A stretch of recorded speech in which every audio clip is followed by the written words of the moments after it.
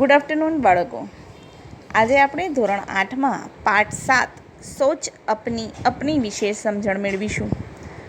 તમે વિચારશો કે સોચ અપની એટલે શું મેડમ? તો આ પાઠમાં શું કરવાનું છે એ તમને હું સમજાવું છું. તો મિત્રો, તમે જોઈ શકો છો આ પાઠમાં તમને 2 ચિત્રો આપવામાં આવ્યા છે, જેમાં એક ચિત્ર ગામડાની જીવનશૈલીને દર્શાવે છે, જ્યારે બીજું ચિત્ર શહેરની જીવનશૈલીને દર્શાવે છે. તો મિત્રો, તમારે આ ચિત્રોને ધ્યાનપૂર્વક જોવાના છે. જેમ કે તમે જોઈ શકો છો ગામડાનું ચિત્ર, તો પર્વત, નદી, સ્વચ્છ વાતાવરણ અને સાથે પ્રકૃતિનું સાનિધ્ય, પ્રકૃતિને ખોળે જીવન. જ્યારે બીજું ચિત્ર શહેરનું છે, જેમાં સતત ઘોંઘાટ, પ્રદૂષિત વાતાવરણ અને છતાં તમામ પ્રકારની સુખ સગવડોવાળું જીવન.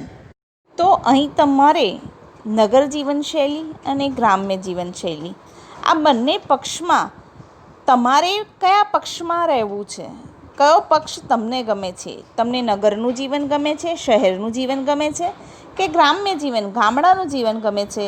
એ તમારે નક્કી કરવાનું છે. તો નક્કી કરી લો, પછી હું તમને કહીશ કે તમારે શું કરવાનું છે. तो अब देखते हैं गद्य सोच अपनी. तो यहाँ पे सबसे पहले देखते हैं किसी विषय के पक्ष और विपक्ष में तर्क वितर्क सहित अपने विचारों की अभिव्यक्ति ही वाद विवाद है. तो बच्चों, सोच अपनी ये वाद विवाद है. जैसे उसका प्रकार कौन सा है? तो वाद विवाद. वाद विवाद का अर्थ होता है चर्चा. किसी एक विषय को लेकर બે પક્ષ ચર્ચા કરે છે, એકબીજા સાથે ચર્ચા, બે પક્ષ એક જ વિષયને લઈને ચર્ચા કરે તો એને કહેવાય वाद विवाद. तो वाद विवाद मौखिक भावाभिव्यक्ति का अत्यंत प्रभावशाली तथा महत्वपूर्ण रूप है. અહીં કોઈ ચોક્કસ વિષયને લઈને આપણે આપણા વિચારો શું છે તેની કેટલી સરસ રીતે રજૂઆત કરી શકીએ છીએ, प्रभावशाली रजूआत करी શકીએ છીએ એની વાત છે. वाद विवाद में कोई एक विषय निर्धारित कर लिया जाता है, मतलब कोई एक ज चौक्कस विषय नक्की करवामां आवे छे. कुछ विद्यार्थी उस विषय के पक्ष में तथा कुछ विपक्ष में अपने अपने तर्क इकट्ठे करके कार्यक्रम के दिन श्रोताओं के सामने प्रस्तुत करते हैं.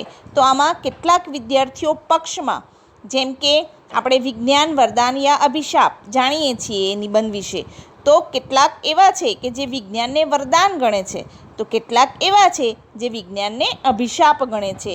આમ 2 પક્ષ તૈયાર થાય છે. તે લોકો પોતપોતાના વિચારોને ભેગા કરે છે અને એક નોટ તૈયાર કરે છે કે આ વિજ્ઞાનના લાભ છે અને આ વિજ્ઞાનના ગેરલાભ છે.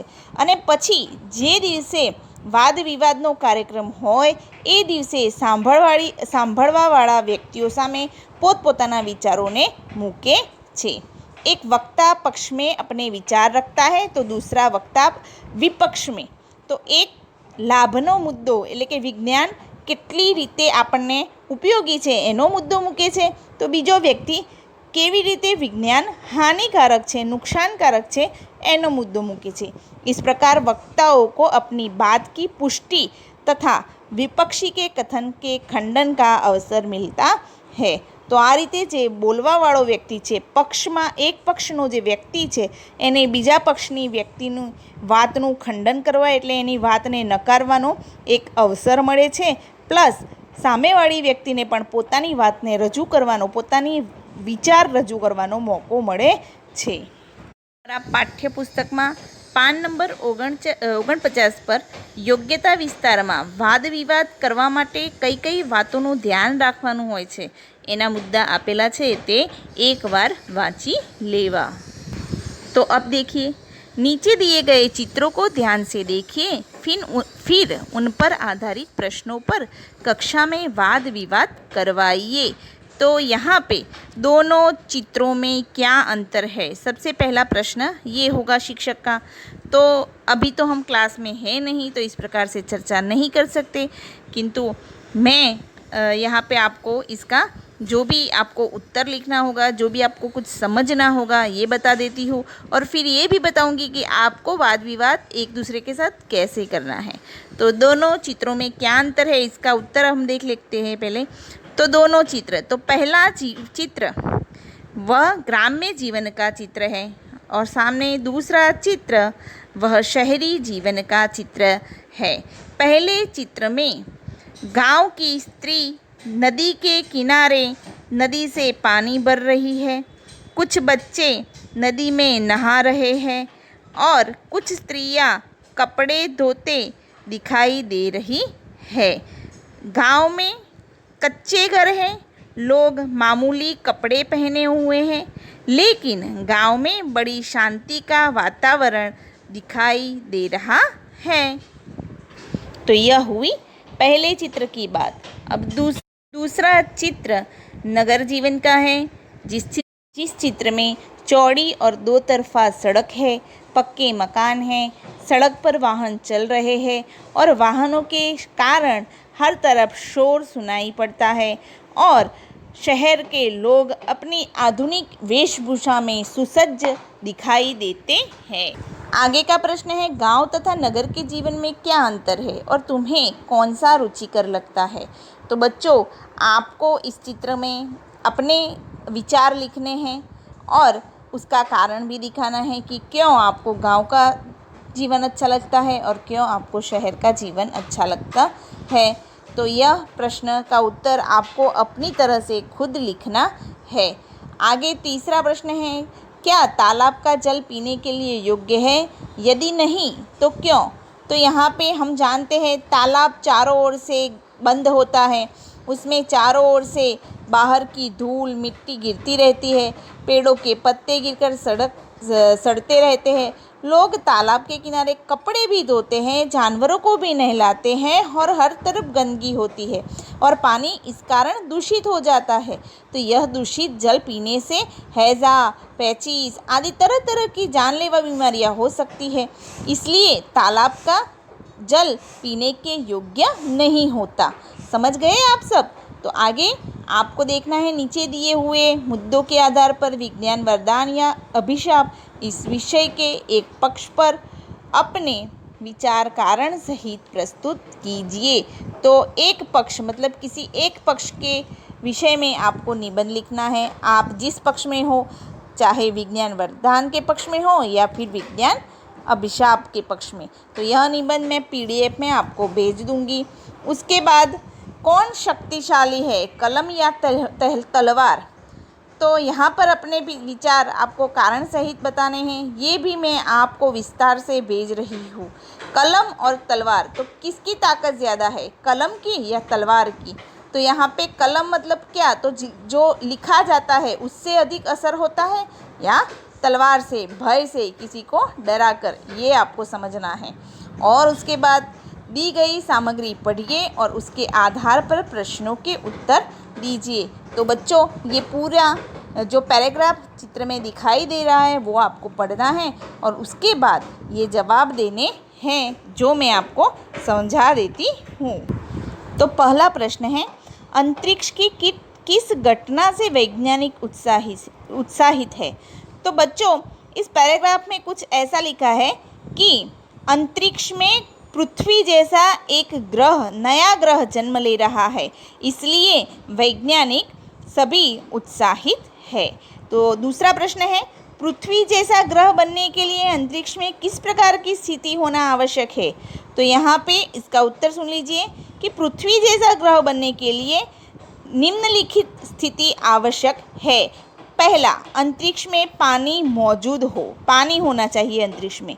दूसरा, अंतरिक्ष में धूल मिट्टी की परत हो, मतलब जो अंतरिक्ष की परत मतलब जो ज़मीन है उस पर धूल मिट्टी की परत होनी चाहिए। और तीसरा, ऐसी चट्टानें हो जिनसे पृथ्वी की ऊपरी परतों का निर्माण हुआ है, वहाँ ऐसी चट्टानें होनी चाहिए जिससे पृथ्वी का जो ऊपरी ज़मीन निर्माण हुई है, ऐसी चट्टानें वहाँ होनी चाहिए। अब तीसरा प्रश्न है, रेखा खींचकर सही जोड़ मिलाइए। तो इसमें मैं आपको उत्तर बता देती हूँ। तो पहला है 424 प्रकाश वर्ष तो उसका उत्तर होगा पृथ्वी से नए ग्रह की दूरी। पृथ्वी से नए ग्रह की दूरी कितनी है? तो 424 प्रकाश वर्ष। दूसरा है 1.6 करोड़ वर्ष। तो ये नए ग्रह की उम्र है। जो नया ग्रह है हमारा, उसकी उम्र कितनी है? तो 1.6 करोड़ वर्ष। आगे तीसरा 10 करोड़ वर्ष। तो पूर्ण ग्रह बनने में लगने वाला समय, मतलब जो नया ग्रह जन्म ले रहा है उसे पूर्ण ग्रह बनने में इतना समय लगेगा कितना? तो 10 करोड़ वर्ष। और आगे है स्पिट्ज़र स्पेस, मतलब ये क्या है? स्पिट्ज़र स्पेस मतलब नासा का टेलीस्कोप। और कैरिसिस से, तो ये वैज्ञानिक का नाम है। तो इस प्रकार आपको सही जोड़ मिलानी है। तो आशा रखती हूँ आप इस गद्य को समझे होंगे। तो आपको यहाँ क्या करना है, ये मैंने आपको कहा था कि आपको चर्चा कैसे करनी है। तो बच्चों, आपको अपने अपने ग्राम्य जीवन के और शहरी जीवन के कुछ पॉइंट लिखने हैं, और पॉइंट लिखने के बाद अपने दोस्तों के साथ टेलीफोन पर आप इसकी चर्चा कर सकते हो। तो सबसे पहले ग्राम्य जीवन और शहरी जीवन के बारे में मैं कुछ आपको समझा देती हूँ कि आपको पॉइंट किस तरह से लिखने हैं ताकि आप समझ सकें। तो पहला पॉइंट, गांव का जीवन सादगी और सरलता से भरा होता है। वहाँ पर किसी तरह की बनावट और तड़क भड़क नहीं होती। लोग शांति से अपने अपने काम करते हैं, नदी कुओं का पानी पीते हैं और अपने खेतों में उगाया हुआ अनाज और ताज़ी सब्जियां ही खाते हैं और स्वस्थ रहते हैं। लोग कच्चे घरों में रहते हैं पर उनका जीवन प्रकृति से बहुत ही नज़दीक होता है। और उसी तरह शहर की बात भी मैं कर लेती हूँ। तो शहर का जीवन बहुत ही बनावटी होता है।